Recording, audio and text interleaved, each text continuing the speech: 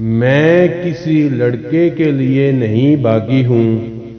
جلال انصر سالار نے اس کی بات کاٹ کر اسے یاد دلایا، میں اس کے لیے نہیں باغی ہوں۔ وہ بے اختیار بلند آواز میں چلائی۔ سالار کا پاؤں بے اختیار بریک پر جا پڑا۔ اس نے حیرانی سے امامہ کو دیکھا۔ تو مجھ پر کیوں چلا رہی ہو؟ مجھ پر چلانے کی ضرورت نہیں ہے، سالار نے ناراضی سے کہا۔ وہ کھڑکی سے باہر دیکھنے لگی۔ یہ جو تمہاری مذہب والی تھیوری یا فلسفی یا پوائنٹ جو بھی ہے، آئی ڈونٹ گیٹ، کیا فرق پڑتا ہے؟ اگر کوئی کسی اور پیغمبر کو ماننا شروع ہو گیا، زندگی ان فضول بحثوں کے علاوہ بھی کچھ ہے۔ مذہب، عقیدے یا فرقے پر لڑنا، واٹ اے ربش۔ امامہ نے گردن موڑ کر ناراضی کے عالم میں اسے دیکھا۔ جو چیزیں تمہارے لیے فضول ہیں، ضروری نہیں وہ ہر ایک کے لیے فضول ہوں۔ میں اپنے مذہب پر قائم رہنا نہیں چاہتی اور نہ ہی اس مذہب کے کسی شخص سے شادی کرنا چاہتی ہوں، تو یہ میرا حق ہے کہ میں ایسا کروں۔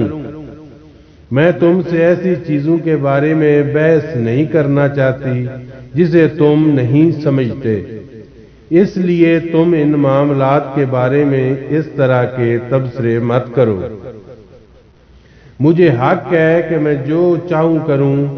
فریڈم، ہزار کی آزادی، سالار نے کندھے اچکاتے ہوئے کہا۔ امامہ نے جواب دینے کی بجائے خاموشی اختیار کی۔ وہ کھڑکی سے باہر دیکھنے لگی۔ سالار بھی خاموشی سے گاڑی ڈرائیو کرنے لگا۔ یہ جلال انصر، میں اسی کی بات کر رہا تھا۔ وہ کچھ دیر کی خاموشی کے بعد ایک بار پھر اپنے اسی موضوع کی طرف آ گیا۔ اس میں کیا خاص بات ہے؟ اس نے گردن موڑ کر امامہ کو دیکھا۔ وہ اب ونڈ اسکرین سے باہر سڑک کو دیکھ رہی تھی۔ جلال انصر اور تمہارا کوئی جوڑ نہیں، وہ بالکل بھی ہینڈسم نہیں ہے۔ تم ایک خوبصورت لڑکی ہو، میں حیران ہوں تم اس میں کیسے دلچسپی لینے لگی۔ کیا وہ بہت انٹیلیجنٹ ہے؟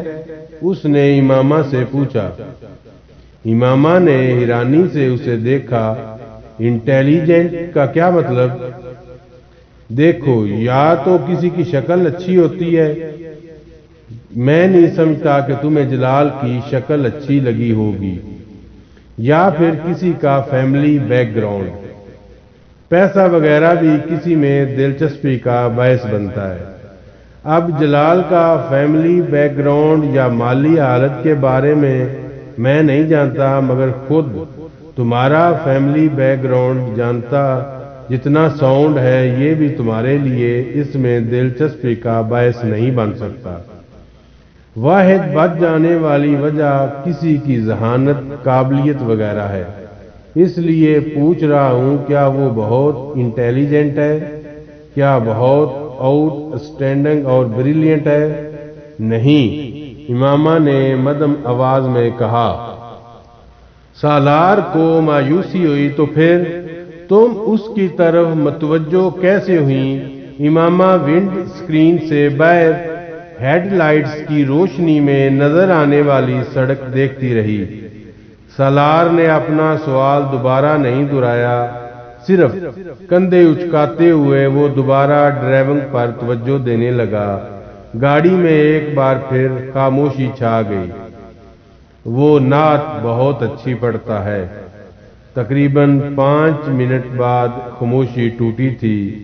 ونڈ اسکرین سے باہر دیکھتے ہی مدھم آواز میں امامہ یوں بڑبڑائی تھی جیسے خود کلامی کر رہی ہو۔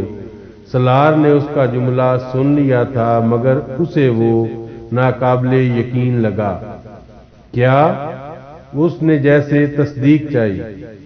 جلال نعت بہت اچھی پڑھتا ہے، اسی طرح ونڈ اسکرین سے باہر جھانکتے ہوئے کہا، مگر اس بار اس کی آواز کچھ بلند تھی۔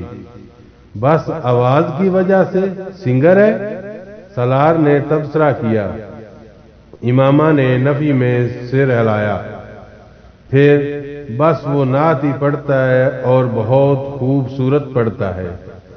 سالار ہنسا، تم صرف اس کے نعت پڑھنے کی وجہ سے اس کی محبت میں گرفتار ہو گئی؟ میں کم از کم اس پر یقین نہیں کر سکتا۔ امامہ نے گردن موڑ کر اس کی طرف دیکھا، تو مت کرو، تمہارے یقین کی کس کو ضرورت ہے؟ اس کی آواز میں سرد موری تھی۔ گاڑی میں ایک بار پھر خاموشی چھا گئی۔ فرض کرو یہ مان لیا جائے کہ تم واقعی اس کے نعت پڑھنے سے کچھ متاثر ہو کہ اتنا آگے بڑھ گئیں، تو یہ تو کوئی زیادہ پریکٹیکل بات نہیں ہے، باربرا کارٹ لینڈ کے ناولز والا رومانس ہی ہو گیا یہ تو۔ اور تم ایک میڈیکل کی اسٹوڈنٹ ہو کر اتنا امچور ذہن رکھتی ہو؟ سالار نے بے رحمی سے تبصرہ کیا۔ امامہ نے ایک بار پھر گردن موڑ کر اسے دیکھا۔ میں بہت میچور ہوں، بہت زیادہ۔ پچھلے 2-4 سالوں میں مجھ سے زیادہ پریکٹیکل ہو کر کسی نے چیزوں کو نہیں دیکھا ہوگا۔ میری رائے محفوظ ہے، ہو سکتا ہے تمہارا پریکٹیکل ہونا میرے پریکٹیکل ہونے سے مختلف ہو۔ اینی میں جلال کی بات کر رہا تھا، وہ جو تم نعت وغیرہ کا ذکر کر رہی تھی اس کی بات۔ بعض چیزوں پر اپنا اختیار نہیں ہوتا، میرا بھی نہیں ہے۔ اس بار امامہ کی آواز میں شکستگی تھی۔ میں پھر تم سے اتفاق نہیں کرتا، ہر چیز اپنے اختیار میں ہوتی ہے، کم از کم اپنی فیلنگز، ایموشن اور ایکشن پر انسان کو کنٹرول ہوتا ہے۔ ہمیں پتہ ہوتا ہے کہ ہم کسی شخص کے کس طرح کی فیلنگ ڈیولپ کر رہے ہیں، کیوں کر رہے ہیں اس کا بھی پتہ ہوتا ہے، اور جب تک ہم باقاعدہ ہوش و حواس میں رہتے ہیں ان فیلنگ کو ڈیولپ نہیں ہونے دیتے۔ وہ نہیں ہوتی، اس لیے یہ نہیں مان سکتا ایسی چیزوں پر اپنا کنٹرول ہی نہ رہے۔ اس نے بات کرتے ہوئے دوسری بار امامہ کو دیکھا اور اسے احساس ہوا کہ وہ اس کی بات نہیں سن رہی۔ وہ پلکیں جھپکائے بغیر ونڈ اسکرین کو دیکھ رہی تھی، یا شاید ونڈ اسکرین سے باہر دیکھ رہی تھی۔ اس کی آنکھیں متورم تھیں اور اس وقت بھی ان میں نمی نظر آ رہی تھی۔ وہ ذہنی طور پر کہیں دور کہاں یہ نہیں جان سکتا تھا، اسے ایک بار پھر اب نارمل لگی۔ بہت دیر تک خاموشی سے گاڑی ڈرائیو کرتے رہنے کے بعد سالار نے قدرے اکتا کر ایک بار پھر اسے مخاطب کیا۔ نعت پڑھنے کے علاوہ اس میں کون سی کوالٹی ہے؟ اس کی آواز بلند تھی۔ امامہ بے اختیار چونک گئی۔ نعت پڑھنے کے علاوہ اس میں اور کیا کوالٹی ہے؟ سالار نے سوال کو دہرایا۔ ہر وہ کوالٹی جو ایک اچھے انسان، اچھے مسلمان میں ہوتی ہے، امامہ نے کہا۔ مثلا، سالار نے بھویں اچکاتے ہوئے کہا، اور اگر نہ بھی ہوتی تو بھی وہ شخص حضرت محمد صلی اللہ علیہ وآلہ وسلم سے اتنی محبت کرتا ہے کہ میں اسے اسی ایک کوالٹی کی خاطر کسی بھی دوسرے شخص پر ترجیح دیتی۔ سالار عجیب سے انداز میں مسکرایا۔ What a logic! ایسی باتوں کو میں واقعی نہیں سمجھ سکتا۔ اس نے گردن کو نفی میں ہلاتے ہوئے کہا۔ تم اپنی پسند سے شادی کرو گے یا اپنے پیرنٹس کی پسند سے؟ امامہ نے اچانک اس سے پوچھا۔ وہ حیران ہوا۔ آف کورس اپنی پسند سے، پیرنٹس کی پسند سے شادی والا زمانہ تو نہیں ہے یہ۔ اس نے کندھے اچکاتے ہوئے لاپرواہی سے کہا۔ تم بھی تو کسی کوالٹی کی وجہ سے ہی کوئی لڑکی پسند کرو گے، شکل و صورت کی وجہ سے، یا پھر جس سے تمہاری انڈرسٹینڈنگ ہو جائے گی اس سے؟ ایسا ہی ہوگا نا؟ وہ پوچھ رہی تھی۔ یقیناً، سالار نے کہا۔ میں بھی تو یہی کر رہی ہوں، اپنی اپنی ترجیحات کی بات ہوتی ہے۔ تم ان چیزوں کی بنا پر کسی سے شادی کرو گے، میں بھی ایسی ایک وجہ کی بنا پر شادی کرنا چاہتی تھی جلال انصر سے۔ وہ رکی۔ میری خواہش ہے کہ میری شادی اس سے ہو جو حضرت محمد صلی اللہ علیہ وآلہ وسلم سے مجھ سے زیادہ محبت رکھتا ہو۔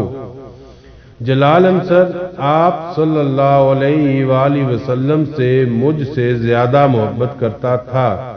مجھے لگا مجھے اسی شخص سے شادی کرنی چاہیے۔ میں نے تم سے کہا بعض چیزوں پر اختیار نہیں ہوتا، بعض خواہشات بس ان سے چھٹکارا پانا ممکن نہیں ہوتا۔ اس نے افسردگی سے سر کو جھٹکتے ہوئے کہا، اور جب وہ شادی کر چکا تو اب تم کیا کرو گی؟ پتہ نہیں۔ تم ایسا کرو کہ تم کسی اور نعت پڑھنے والوں کو ڈھونڈ لو، تمہارا مسئلہ حل ہو جائے گا۔ وہ مذاق اڑانے والے انداز میں ہنسا۔ امامہ پلکیں جھپکائے بغیر اسے دیکھتی رہی۔ وہ صفاقی کی حد تک بے حس تھا۔ اس طرح کیوں دیکھ رہی ہو تم؟ میں مذاق کر رہا ہوں۔ وہ اپنی ہنسی پر قابو پا چکا تھا۔ امامہ نے کچھ کہنے کی بجائے گردن موڑ لی۔ تمہیں تمہارے فادر نے مارا ہے؟ سالار نے پہلے کی طرح کچھ دیر خاموش رہنے کے بعد بولنے کا معمول جاری رکھا۔ تمہیں کس نے بتایا؟ امامہ نے اسے دیکھے بغیر کہا۔ ملازمہ نے، سالار نے اطمینان سے جواب دیا۔ بیچاری یہ سمجھ رہی تھی کہ تم جو شادی سے انکار کر رہی ہو میری وجہ سے کر رہی ہو، اس لیے اس نے مجھ تک تمہاری حالت زار بڑے دردناک انداز میں پہنچائی تھی۔ مارا ہے تمہارے فادر نے؟ ہاں، اس نے بے تاثر انداز میں کہا۔ کیوں؟ میں نے پوچھا نہیں۔ شاید وہ ناراض تھے اس لیے۔ تم نے کیوں مارنے دیا؟ امامہ نے گردن موڑ کر اسے دیکھا۔ وہ میرے بابا ہیں، انہیں حق ہے، وہ مار سکتے ہیں مجھے۔ سالار نے ایرانی سے اسے دیکھا۔ ان کی جگہ کوئی بھی ہوتا تو وہ اس صورتحال میں یہی کرتا۔ مجھے یہ قابل اعتراض نہیں لگا۔ وہ بڑے ہموار لہجے میں کہہ رہی تھی، اگر مارنے کا حق انہیں ہے تو پھر تمہاری شادی کرنے کا بھی حق ہے۔ اس پر اتنا ہنگامہ کیوں کھڑا کر رہی ہو تم؟ سالار نے چبھتے ہوئے لہجے میں پوچھا۔ کسی مسلمان سے کرتے اور چاہے جہاں مرضی کر دیتے میں کروا لیتی، چاہے وہ جلال انصر نہ ہوتا۔ استزائیہ انداز میں کہا۔ ہاں، اب بھی آخر کون سا ہو گئی اس سے؟ اس کی آنکھوں میں ایک بار پھر نمی جلملا رہی تھی۔ تو تم ان سے یہ کہہ دیتی، کہا تھا۔ تم سمجھتے ہو کہ میں نے نہیں کہا ہوگا؟ مجھے ایک بات پر بہت حیرانی ہے، سالار نے چند لمحوں کے بعد کہا۔ آخر تم نے مجھ سے مدد لینے کا فیصلہ کیوں کیا، بلکہ کیسے کر لیا؟ تم مجھے خاصا ناپسند کرتی تھی۔ اس نے امامہ کے جواب کا انتظار کیے بغیر بات جاری رکھی۔ میرے پاس تمہارے علاوہ دوسرا کوئی آپشن تھا ہی نہیں، امامہ نے مدھم آواز میں کہا۔ میری اپنی کوئی فرینڈ اس طرح میری مدد کرنے کی پوزیشن میں نہیں تھی جس طرح کوئی لڑکا کر سکتا تھا۔ اسجد کے علاوہ میں صرف جلال اور تم سے واقف تھی، اور سب سے قریب ترین صرف تم تھے جس سے میں فوری رابطہ کر سکتی تھی، اس لیے میں نے تم سے رابطہ کیا۔